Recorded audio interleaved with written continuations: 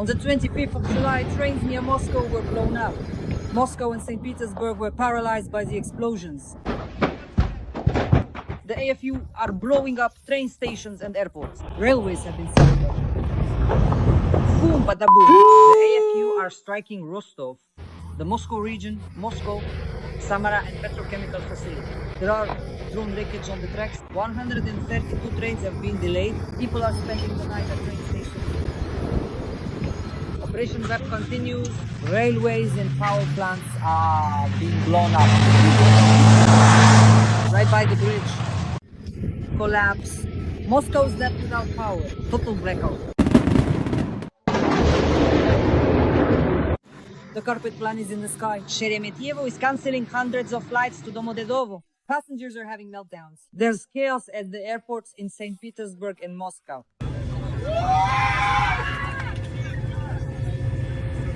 A series of explosions in Kursk.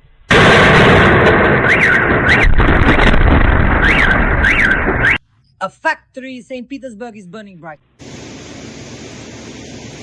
Summer action, breaking news, friends. A series of explosions in Moscow, St. Petersburg, the Moscow region, and other regions of Russia.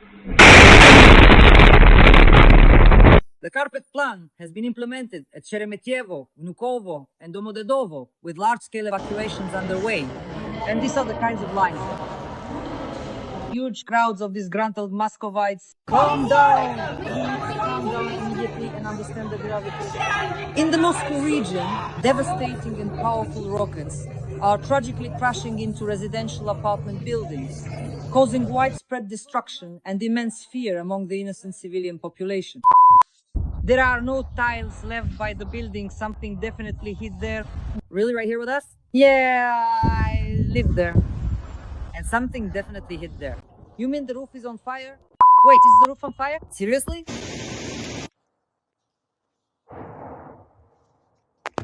Don't you think we're turning into Donbass? Well, in general, we were really lucky in the bedroom because Moscow's air defense worked on Moscow apartments. Very thin, so there was a good curtain and the glass basically flew straight into it. And in St. Petersburg and the regions near that city, military factories were attacked. Burn bright so it doesn't go out. And right now there are firefighters and ambulances here. I think it's 5 minutes. Ukraine is preparing ballistic and cruise missiles so that they can reach key military targets in Moscow, the Moscow region and St. Petersburg. 2 explosions occurred in the morning near the Dismantled Bay area outside Vladivostok. Previously, large landing ships of the Pacific Fleet conducted exercises there. Friends, glory to the armed forces of Ukraine. And the cherry on top of state coup is being prepared in Russia. Moreover, the elites in Putin's inner circle are involved in this. Catherine III, sources from the VHK Gubo public channel have confirmed that Putin's closest advisor is promoting the idea that his daughter should become the new head of Russia as early as 2026. The advisor to the Russian dictator, Mikhail Kovalchuk, is actively convincing Putin himself and his daughter, Ekaterina Tikhonova, of this idea. Insiders claim that one of these women should run in the early presidential elections of 2026 as an independent candidate. We will discuss all of this with top analyst Alexander Demchenko right now. Russia is paralyzed. Drones are striking Rostov, Moscow, the Moscow region, Samara, and petrochemical facilities. There are drone wreckage on the tracks. 132 trains have been delayed. People are spending the night at train stations. The carpet plan is in effect in the sky. Sheremetyevo is cancelling hundreds of flights. And there are scenes of panic among passengers at Domodedovo. There is even video footage. There is chaos at the airports in St. Petersburg and Moscow. There is panic in Istanbul. Flights are cancelled and luggage is lost. In the Moscow region, elite residential areas are flooded. And in Moscow, the Yauza River has overflowed its banks. In general, Moscow is going underwater, just like it used to happen with St. Petersburg. And in Novorossiysk, service tankers are exploding. The Kremlin is so afraid that Putin himself has ordered the FSB to inspect every vessel. Is this a new phase of the war or a total collapse within Russia? We'll break it down together with top analyst Alexander Demchenko. Sasha, hello! Hello, Dasha. Hello, everyone. I've got some good news for you today. I suggest we start with the railways because we're hitting the railways, we're hitting the energy sector. And right now, there's a total collapse, not just in aviation, but also on the railways. What do you think? You want to start with the railways, but I want to start with Putin, you see? I'll allow myself to do that. You see, Dasha, you say, the railways are paralyzed, the airports are paralyzed. I keep sitting here thinking to myself, God, when will Vladimir Putin be paralyzed? Just imagine, we wake up, Putin is paralyzed, Putin has been paralyzed, and power in the country shifts. The question is, to whom? So I think, judging by the leaks, negotiations are starting as soon as tomorrow. Negotiations, or rather today, the 23rd, the 24th, yes, negotiations between Ukraine and Russia are starting in Istanbul. So to whom does the power transfer? The power transfers to the daughter. It turns out that Medinsky, whether he's sleeping with her, just friends with her, or putting some ideas into her head, Vladimir Medinsky has apparently become the closest associate of Ekaterina Tikhanova, Vladimir Putin's daughter. It turns out that now she's also the main person in charge of ideology. We just couldn't figure out what Medinsky was doing in that delegation in Istanbul. Why is he constantly leading it? Now it's clear why. Turns out the daughter put him there. I don't know what kind of relationship they have, a romantic or not, but it's obvious that this partnership will go far. As for the railways, obviously Ukraine were shouting so loudly, saying there would be a new wave in a month or a month and a half, a new offensive. So where is it? What happened to that offensive? Did it all fizzle out, fail, stall? Yeah, they promised to take Sumy, Kherson, Zaporizhzhia. So where is it? And how did it go? So what? To reach the borders of Donetsk region? So where is it? And how did it go? And what then? Why strike the railways? Let me explain.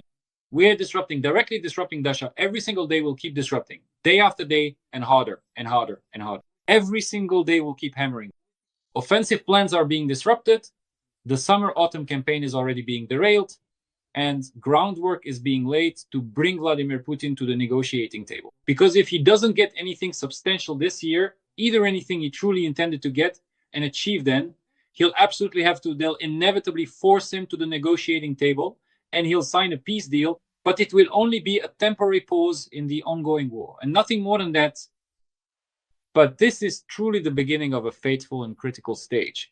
And I think that the next not 50, but just over 40 days will undoubtedly be the most turbulent in terms of the ongoing war, and indeed the most decisive in terms of the war's outcome. And I think that the finale of this Trump ultimatum will be a big fireworks show, a big celebration. Putin will be sitting in Beijing watching the fireworks over Moscow. As all of Moscow explodes and burns, where Domodedovo is, the pagoda of Sergei Kuzuktovich Shoigu will be set ablaze by rockets. I think if anyone believes that Ukraine will strike Shoigu's house with rockets, no, Ukraine doesn't need it, but Putin does.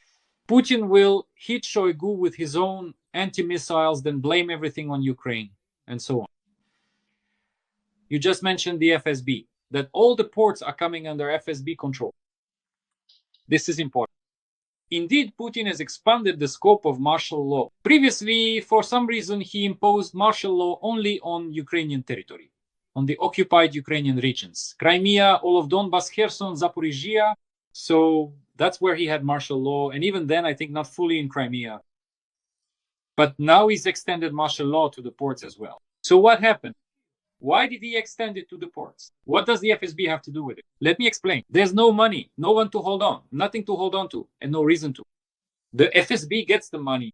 Where can the security forces get money? Well, they went after the ports, they went after transportation, after exports, imports, and cargo shipping. Soon they'll go after watermelons, transporting and selling them by barge. Well, so the situation is turning out to be unfavorable. All right, moving on. For some inexplicable reason, I have a very strong and unsettling feeling that there will be an extremely harsh and decisive response coming very soon.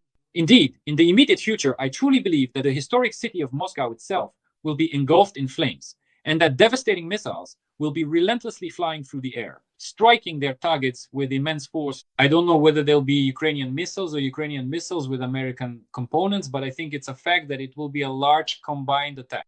And the fact that Ksenia Sobchak is already coming out and telling everyone that the center of Moscow is shutting down and evacuating, that generals are moving air defense systems to their cottages on Rubliovka only shows, first of all, that half of the elite is dissatisfied with Putin. Secondly, that Muscovites need to run away. Putin abandoned them. He built himself a mega bunker, it turns out. Recently in the Scaly, damn it, he built himself a bunker underground. Listen, he built a bunker in the Scaly, set everything up for himself there. He's not in Moscow. Putin has a mega bunker. Unbelievable. And so Ksenia Sobchak told everyone that there's an evacuation of central Moscow, evacuation of the business center, evacuation of the security forces. Everyone knows everything. Everyone is moving things. They're going to defend their home. Putin is gone. Well, all that's left to wait for is a missile strike and the arrest of Ksenia Sobchak. There's nothing else to expect in Moscow, in my opinion. About Rublevka and the air defense systems. So do we really understand that Putin's inner circle on Rublevka is bringing in private air defense systems, or are these state-owned air defense systems? Of course they're state-owned. Why on earth would they have private air defense systems? They took them. They have air defense systems. The air defense protects Putin. Putin is gone. So what are they supposed to do with these air defense systems now? Why would they bother protecting the Kremlin or Red Square? The bigger and more spectacular the explosion, you see your boom bada boom, the better for them. That's exactly why they've now taken these air defense systems and sent them to themselves. But they're making a mistake by doing that. Just today, he went after the vice governor of the Bryansk region. I think it was the Bryansk region. He also stole from the Dragon's Teeth, from all those defensive structures and so on. He already got rid of the old one, shot him, claimed it was suicide, first raped him, then shot him. He didn't want to pull the trigger, so he had to beat the person to death instead. He also went after representatives of the Bryansk region. And in the Bryansk region, that's also a border area. That's also generals. So they're making a mistake by doing it.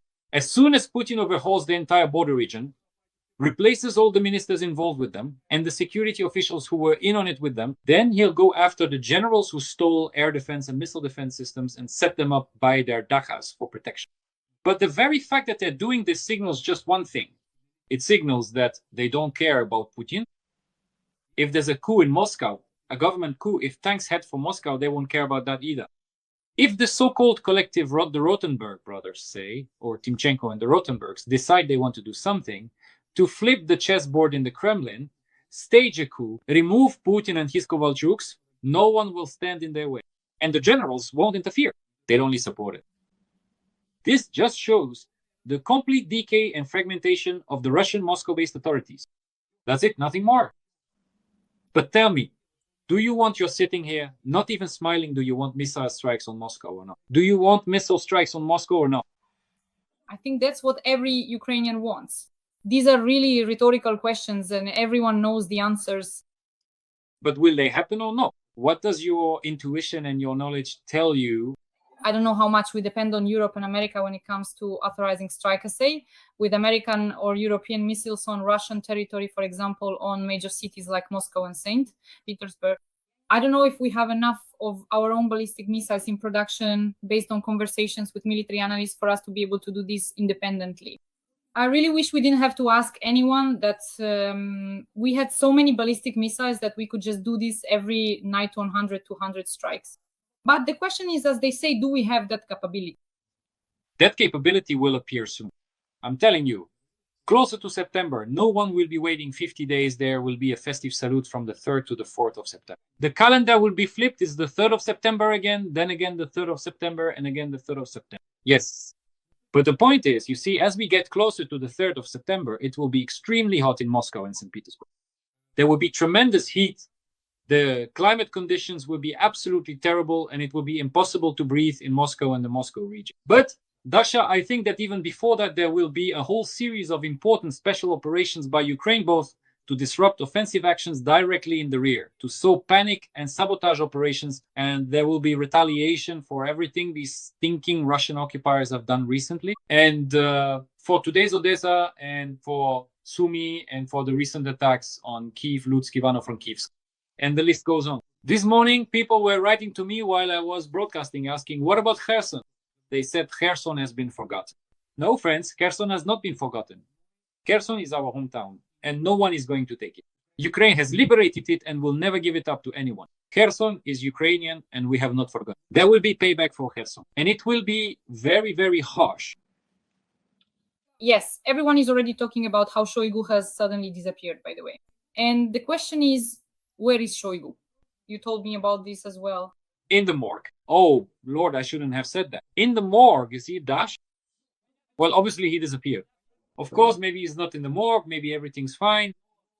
But the point is, Dasha, he's scared, he's trembling. You don't even understand what's going on. Those people who are asking. Shoigu had an entire clan, a whole clan, the Ministry of Defense, the Ministry of Emergency Situations, entire regions like Tuva. Everything was under Shoigu's control. Absolutely everything, with multi-billion-dollar flows. And just like that, no more Shoigu. Now they're taking the very last of them. His governor, his vice governors, his deputies, they're wiping out all the local deputies, the local government in the region, in his home region. And soon, they will take his shamans, whom he led Putin to, and they will destroy all these shamans, cut off their heads or send them, like Shaman Gabishev, to a mental hospital. Dronov will take this shaman and send him there along with Mizulina. It's high time. Putin doesn't need them. But you see, Dasha, Shoigu has disappeared, vanished, they might show up, or maybe not. Maybe he went to China, maybe to North Korea. They say they're closing the most elite resort there. It's the only one, the most elite resort they have in Pyongyang. They'll be closing it soon. Kim Jong-un has no money. He gave it all to the Russian Federation. Maybe Shoigu is already there, soaking his feet somewhere next to Kim Jong-un. It's safer for him there. Believe me, it's safer for him there than next to Putin. I'm telling you, if there's a missile attack, Putin will take advantage of ISIL, fire his anti-missile right at Shoigu's pagoda, at Shoigu's house. There won't be any Shoigu left. That's it. Because things are going badly for him. He's been destroyed. He's been gutted. Everyone around him has been taken out. They've all been imprisoned. Some have probably disappeared, like his deputy Shvetsova disappeared. The woman who was responsible for finances and was connected to the tax authorities, and for a very long time was the liaison with the FSB on behalf of Shoigu and the Ministry of Defense. Where the hell is she? She outlived the former Minister of Defense, but partly did not outlive Shoigu, and then disappeared in an unknown direction. A man simply disappeared. Well, Timur Ivanov. And then, further down the list, Salikov. How many of these people are there already? And then it goes. And I think that Shoigu will, of course, be torn apart, and publicly, it will be a public execution. And he has only himself to blame for it. A man who could have outsmarted Putin, but instead of outplaying him, instead of taking power into his own hands, instead of strengthening his own position, instead of trying to change the situation in Russia, and he could have done it now, he is left all alone in proud solitude. He says he feels cold and lonely. And the secretaries of the Security Council today, for example, Putin's friend Podnosova, the head of an important court, yes, the main court in Russia, the Supreme Court, has died. So what? And Putin's class, Matesha was 71, Putin is 72, and Stalin was 73. So we are approaching that milestone. But Shoigu isn't young either. And I think they might arrange it so, as Professor Solovey said, the heart of the old warrior might not hold out. It might not hold out. Right now, strange things are happening in Russia. People are being thrown out of windows, and from their own apartments, people are committing suicide, shooting themselves, even though before that they were tortured, subjected to torture, and now Shoigu is disappearing too. Well, what do you expect from the negotiations in Istanbul? I don't expect anything. Medinsky will strip and put on a striptease show. A striptease for the poor in front of the Americans once again. Why is Putin doing this? For the poor, in quotes, why is Putin doing this? He's trying to buy time. He's showing, look, I'm normal, I'm not crazy. See, I'm going to negotiations. Just please, no sanctions. No tariffs, don't touch China. Let's meet in Beijing, the three of us, you, me, and Shyu. Let's talk on Tiananmen Square, where the communists crushed a hell of a lot of people with tanks. Let's meet, talk, settle, Yalta, all that. Trump and Melania don't need that. For this reason, Dasha, I think Trump won't go there. And Putin is just stalling for time. All this fuss is happening in Istanbul right now. Zelensky has set the task of freeing prisoners of war, various detainees, and moreover, I think the issue of children is still on the agenda. It's the main one, or at least one of the main ones for sure. And of course, this is about the configuration of a future meeting between Zelensky and Putin. That doesn't suit Putin for now, but Putin needs to buy time. But Putin doesn't have the opportunity to stall for time, because no one is going to fall for all these negotiations over a media dinner anymore. By the way, have you noticed that Kirill Dmitriev has disappeared? Well, in what sense disappeared? He doesn't negotiate anymore. He writes tweets, appears somewhere on various Russian media platforms, but he's not really there. He's not a negotiator. He negotiated, and now he's no longer needed. investments are no longer of interest to the American side. Now it's Medinsky. Now Medinsky isn't of interest to Rutte or Trump or the Europeans or anyone. And what happens next? Now Umerov's delegation is on its way. Today Zelensky assigned him to be part of his delegation, the Secretary of the Security Council. Maybe Shoigu disappeared and went there to Istanbul for negotiations with Umerov. I doubt it, of course, Dash. But the point is, this invitation won't surprise anyone anymore, won't impress anyone, and no one will fall for it. 50 days, that's a specific deadline. That deadline is coming to an end. With each passing day, Putin has less and less time. If he doesn't sit down at the negotiating table himself and sign everything personally, he's finished. And the Russian regime is finished. Do you understand? We talk about a coup d'etat, and many say that the coup needs to be planned. But a coup happens just like that. In a matter of minutes, in a matter of seconds, in a matter of hours, when, say, the Tsar's son leaves the room and doesn't see his father being killed. Every voice matters. Join our community, support independent journalism and help us bring you the truth from Ukraine. Become a member of Ukraine Today. Join us now. They wish, when the security detail doesn't approach Stalin and allows him at Beria's request to die in a puddle of his own urine. When with Andropov, due to kidney problems, some very strange things happen when Gorbachev is suddenly locked up in Foros, or maybe not locked up. When Yeltsin, out of the blue, when no one expects it, says, "I'm tired, I'm leaving." Or rather, not leaving, he just said, "I'm tired." But Dasha, it happens just like that, in a matter of seconds, in a matter of hours. So there's no need to think that some kind of coup needs to be planned. It will happen in Russia, because the way things are developing there now, the situation, everything is leading to this. All these situations are pushing the Russian regime, the elite, part of the elite, toward the coup even without Trump and even without. All of these will burst. It can't last forever. There has to be a climax, and it will happen soon in the coming weeks. Just wait. Sasha, regarding the aviation collapse, I saw that the relevant ministers came to Putin with a report saying the situation is catastrophic and they can't do anything to change it. So what's happening now in the aviation industry and in the railway sector is just a shocking situation for Russia. And I'm curious, after this, will the elites be capable of doing anything, or are they satisfied with this situation? If we think that after this, the elites will grab guns, Mausers, and go shoot at Putin and overthrow the government in the Kremlin, that's not going to happen. Yes, they are losing money. But at the same time, the people who coordinate all these flows are also losing their place in the sun, their lives, their freedom. Right now, in general, it's dangerous to be a minister. Right now, in general, it's dangerous to be any high-ranking official responsible for one failed sector or another. And in Russia, all sectors of the Russian economy are failing, at least the civilian part of the economy. And the defense industry has come to a halt, by the way. Do they want to, or do they understand that they are trapped in a pit where Putin will shoot and hang them? Yes, they understand. Can they do anything about it? Because any attempt to leave or escape will be punished by public execution. Publicly, in front of everyone, it will be an execution for all to see. For example, if Lavrov decides to run away, he will be killed, hanged in public, put on display at the pillory. If Peskov shaves his mustache and tries to escape with secret documents, the same thing will happen to him. Even Mussolini will be dealt with. The fundamental problem is that Putin first made everyone sign in their own blood to initiate this full-scale devastating war. And now, tragically, they are swallowing that very blood. And soon, they will inevitably drown in that same blood. They will indeed drown in the consequences of what they themselves so willingly signed up for. Because it's important to understand that Putin doesn't need any of them. The oligarchs he has already wiped out.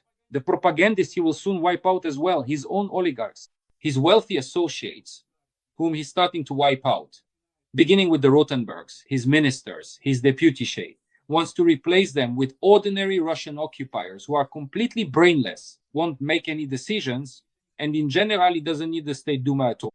Some senators, whom he started removing out of the blue. Governors and vice-governors, like a ladder of governors and generals who profited during the border war. Everyone, all the Maskarov. Do you understand? Putin has started a vendetta. Putin has started killing his own people.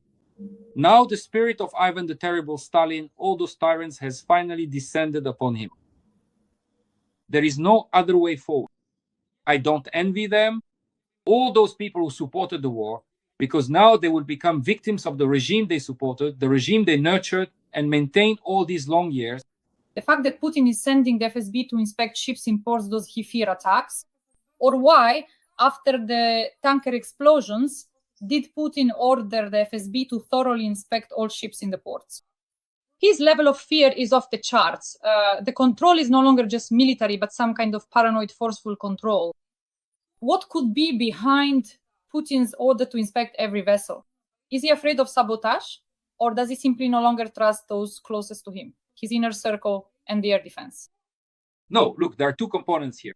First, he is of course afraid that there might be some kind of provocation. It's not for nothing that they shut down all of Kamchatka, fearing that there could be some sabotage in the ports where the Pacific Fleet is stationed. It's not for nothing that there have been massive, truly colossal in scale, special operations by Ukrainian forces and intelligence agencies on the territory of the Santaya Bay, where part of the Russian Federation's Pacific Fleet is also located. All of this has already happened. That's precisely why Vladimir Putin fully understands that it's necessary to inspect ships, to inspect cargo, to check what is being transported, and so on and so forth. In other words, he imposed martial law. This is important. He extended martial law. So essentially, we are gradually approaching the point where Vladimir Putin could extend martial law not only to these facilities, but for example, to civilian airports as well. And then to Moscow, then to St. Petersburg. And even the so-called Patrikia Republic, within a republic, will be under martial law and will be sent off to fight for free and rot in Ukrainian soil. Or not only in Ukrainian soil, after all, the plans are Napoleonic, grand, and large scale. But you see, Dasha, there's another aspect to this. This is what I've said and keep repeating constantly. Russia has no money. We don't know what will happen in September. Maybe Putin will just come out and say, there's no money, that's it, we're ending this mess called war. We don't know. But Dasha, there's an important point. Putin doesn't have any money. If Putin doesn't have money, that means there's none for the security forces either. So he has to find that money somewhere because his power rests on the security apparatus.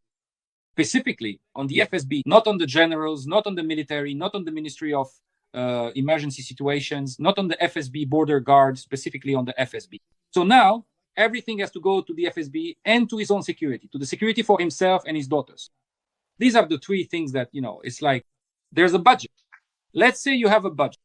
And to be successful, you have several plans and you need to satisfy them also. You spread 30% everywhere. Keep 10% for yourself. It's the same here. Give some to the daughters, give some to the FSB, give some to the security, keep a little for yourself, stash it away somewhere. That's it. Or later, take it all back from everyone when the time comes. Just like with Surgutneftegas, where Putin has his own separate wallet, where he has hundreds and hundreds of billions of dollars hidden away in that company, untouchable by anyone in Russia. It's his own personal gold vein. Well, Dash, do you understand? There's no money. You have to get money from somewhere. How do you get it? By killing ministers, by redistributing the flows. Where do you give it to the FSB? How do you get even more money for them? You have to stick them somewhere. Where do you stick them if everything is already stuck everywhere? Well, you're not going to kill the Rotenbergs, are you? You're not going to destroy them completely, right to the end. Until you do, you won't, destroy some of the ministers. Moreover, now the destruction of Starogwait is in the memories of other ministers.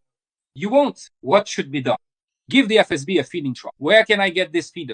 It doesn't work with the airports because they are in collapse. 1,000 flights in 3 days. Everything is at a standstill. Total chaos. Where else can you get it? Well, of course, the ports.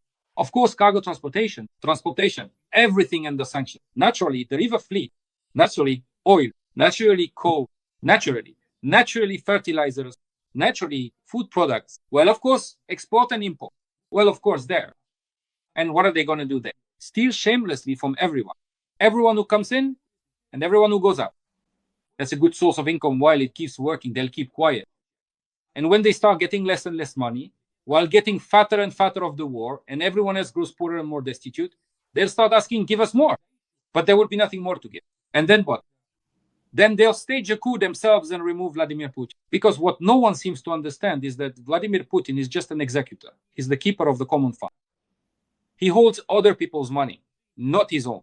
He holds the money of the Lubyanka, and he has always held their money. He does what they want over there. He is dependent on that monster, on the KGB. He himself is a product of the KGB and was put in place by the KGB to do what the people in the KGB want. And that's exactly what he does. And when he can no longer do it, they'll put in a new, young, promising lieutenant colonel or colonel. He won't be called Putin, but something like Putin or whatever. And once again, there will be order and stability in Russia. Sasha, a very important question. But before that, friends, please like this video and leave a few kind words for our tandem, Dasha plus Sasha, Sasha plus Dasha. In the comments, let us know what you think about the situation overall and tell us where you're watching from. Sasha, what is it that concerns all of us? First of all, considering that once again, the Russian delegation that will most likely be sent to Istanbul will amount to 0. Yeah, I'll multiply you by 0. In terms of its significance and status, there won't be any globally important outcome. So what will Trump do then? Because once again, we understand that in September, the Senate has to vote or not vote, and Trump has to either fly to Beijing or not. The question is, after yet another failed round of negotiations in terms of achieving a ceasefire, which is very important, what actions might Trump, our European partner, take when he sees that once again Putin has deceived him, tricked him, and so on? There's nothing new to expect that. He said he would close the Ukrainian sky and supply Ukraine with Patriots, but they won't be sent to Ukraine in just 1 week. It's a process. It's obvious that Donald Trump will be supplying Ukraine with weapons so that Ukraine can strike Moscow. He didn't just ask Zelensky, why aren't you striking? No weapons? Well, fine, I'll give them to you. It's obvious that he will be preparing not just one special operation for Ukraine, a large, global, joint American-Ukrainian or American-European-Ukrainian special operation, while Putin is dancing in Tiananmen Square with Xi Jinping in Beijing. But the point is, this will happen. Isn't that enough? And what about the sanctions he's planning to impose? Look, the Indians are already getting nervous. Right now, negotiations between India and the US are very difficult because Trump wants to impose a 26% tariff. The Indians don't want that. And now he's saying, if you trade with Russia and buy Russian oil instead of mine, or say oil from Guyana or somewhere else, then you get hit with 100% or even 126% tariff. Tell me, do the Indians even need that? Number, what will they do? Will they refuse Russian oil or just buy much less of it? And at an even bigger discount? And what about Indonesia? What will happen with Indonesia? And Japan, which just out of the blue bought its first batch of Russian oil, will it keep buying it? Number, and will South Korea be trading there? Number, and what will happen, for example, with Turkey, with the Caucasus countries, or with the countries of Central Asia? Will they do anything? Number, will the hub in Turkey remain as it is now? Number, will the situation in the Black Sea region change? Yes. And will trucks carrying Russian goods be allowed to pass through Bulgaria into Turkey? Not as many. There won't be that many of them. Everything will shrink to the bare minimum. Can Putin's economy survive without all of it? Number, that's why it's already a lot. It really is a lot as it is. Biden never gave Ukraine 17 Patriot systems despite all his support. This one will, we all used to joke and say, well, probably 3 or 4 launchers, 17 full-fledged systems, 5 of them are being taken just from Switzerland. The Swiss are in shock. They say, damn, we never expected this at all. There you go. Just from Switzerland alone, 5 units. Germany has now said it will immediately transfer 2 units and so on. They'll find them, deliver. Is that not enough? Considering that he's also dealing with a huge amount of other things, listen, I'm not defending him. I don't like many of his decisions. I'm not a Trump supporter by nature. I'm not a Democrat by. But Dash, you see, the point is this. You have to work with the administration you have. You have to appreciate what you have. And you have to work to make sure there's more and more of it. Right now, the ball is in Putin's court, but the score is unexpectedly in Ukraine's favor. Yes, he's shooting. Yes, he's tormenting. Yes, he's terrorizing the ordinary Ukrainian civilian population. Everyone can see this clearly, including the Trump administration. Thank God Melania turned out to be a normal, kind-hearted woman, a lady, a first lady who was helped to see things and who is now helping Trump to see and understand all of this. But the point is that right now, Putin has problems, and these problems are big. And as I said, these problems are only going to grow and escalate day by day. And that's good news. If Trump does what he promised, and Congress helps him with this, and if Congress pushes even further, then I think Putin is in for some very, very dark days in the coming months. This August is going to be very dark and unpleasant for him. And if August is dark, then September will be the last. Sasha, this is a very important point. You always say that most likely Trump will not fly to Beijing. Today, as I was preparing for this interview with you, I saw that Trump's special aide and Xi's aide are discussing a meeting in Beijing. So could it actually happen after all? And what kind of signal would that send to the world? First of all, they're discussing a meeting at other events, at other venues, at the end of October, beginning of November, from the 30th of October to the 1st of November. That's the first thing. Second, at one of the summits, and it doesn't have to be in Beijing. Second, there could be a separate meeting in Beijing, but without Putin. Mm-hmm. They have a huge number of issues that need to be resolved. He won't be gathering with the three of them there, because he understands perfectly well that it is China orchestrating Russia's war against Ukraine. The issue with Taiwan needs to be resolved with China. The issue of global security as a whole needs to be resolved with China. The issue of Iran needs to be resolved with China. What does Russia have to do with it? Russia is making trouble, but it's not the one running the show. Beijing has been running the show for a long time now. Here, Russia is subordinate and dependent, very dependent. In fact, let me remind you that the entire Russian Federation's reserve, the so-called National Wealth Fund, is in yuan. The money there is in yuan, not in rubles, not in dollars, not in euros, but in yuan. Russia is completely dependent on China. China is behind all of this. And North Korea, the whole Korean story, the Korean peninsula, all of this, is directly connected to China and its decisions, to Xi's decision. And Trump will meet with him, yes, and discuss a whole range of issues, negotiating on many, many topics. About the global economy, about fentanyl, about Europe, about security in the Middle East and Latin America, Africa, about Russia and Ukraine, about the war, about many things, about Taiwan, the Pacific region. You see, I'm listing a lot, and I could list even more and more. So why do they need Putin in all this? So that he can just be a bystander there, taking notes, keeping track of how many more problems they still have to deal with? Number, will Putin try to mess things up? Will he try to drive a wedge between them? Will he try to make sure that relations between Beijing and Washington don't improve, to stir things up between them, to provoke a war between China and the US? Yes, Stalin did the same thing. They all did that. So what? Let them try. Russia is no longer the Soviet Union. And what we're seeing now is very reminiscent of the end of Soviet rule. When the KGB, out of the blue, removed yet another leader, trying to seize power back for itself, to stage a so-called rematch with the old communists, and suddenly began organizing provocations, sabotage, bombings, resistance, and revolutions in the territories of the former Soviet republics.